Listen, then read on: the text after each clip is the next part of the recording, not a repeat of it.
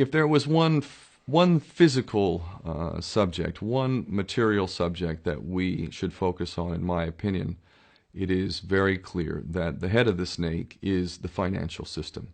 We can argue till the end of time about who runs the world. Is it the Jesuits? Is it the reptilians? Is it the Illuminati? Is it the Freemasons? We can go on and on and on and on about this. But I don't think it is reasonable to even begin arguing about the mechanism that is used to exert this control. The mechanism is finance. The whole point of finance is to indebt, otherwise to enslave. What is a mortgage? I mean, what does that stand for? It's a death grip.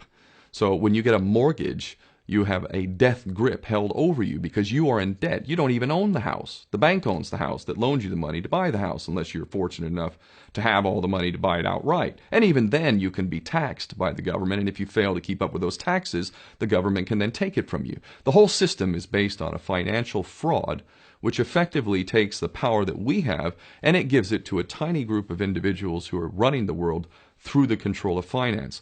With the infinite supply of money that we have allowed them to take, they have literally an infinite supply of money, and with that money, and from their psychopathic point of view, they have bought everything and everyone who can be bought. So those of us who cannot be bought, because we operate on a level that goes way beyond the material, we are not rewarded for such behavior, we are punished for such behavior. And the most slovenly, disgustingly criminal, pedophilia, corrupt moral individuals, those are the ones that are rewarded in this system, which is upside down. We reward the pedophiles, we reward the corrupt, we reward the liars, we reward the people with no morals at all, and usually we compromise them under this system in terms of maybe a videotape. Maybe Barack Obama is gay. The we have videotape of him having sex with another man, or perhaps some other acts that may be not so popular amongst many of the electorate. Or maybe we have videos of political leaders having sex with little boys or little girls. If I was in charge of the world and I was a psychopath and completely drunk on my own power, you can bet damn sure that's what I would do. I wouldn't allow anyone in a position of power who wasn't completely compromised.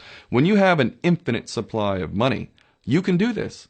Take that supply of money away, take that power back, put it in the hands of the people, get rid of fractional reserve banking, which is an obscenity in itself.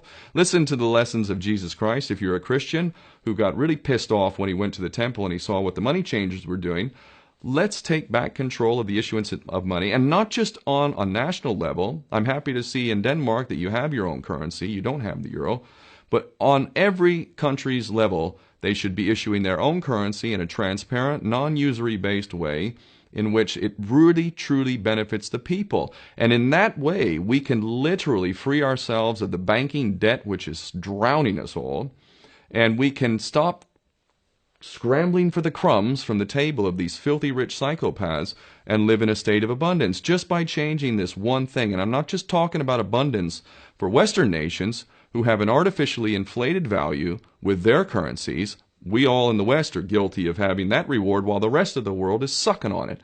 Every nation in the world can use a sensible financial policy to liberate themselves, to have world-class education, infrastructure.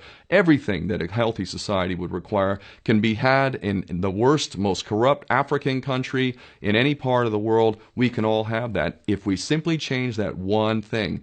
John F. Kennedy did that about 6 months before he was taken out. He issued United States notes as opposed to Federal Reserve notes. I can assure you the powers that be knew the power of that act, and they took him right out. So the bottom line is, if we as people understand this very simple principle, just this one thing, change this one thing, we can solve every other problem you can name. I don't care what the problem is. I can bring it back to the financial system and an infinite supply of money for a bunch of psychopaths who are running the world, as opposed to an abundant supply of money for all of us. So in that sense, I'm very optimistic. This is not rocket science. I am not the smartest guy in the room. We can all understand this. And as soon as we do, we can exercise the same power that we had, but relinquished, and we can have a future for ourselves and our children. There's a lot to be optimistic about, quite frankly.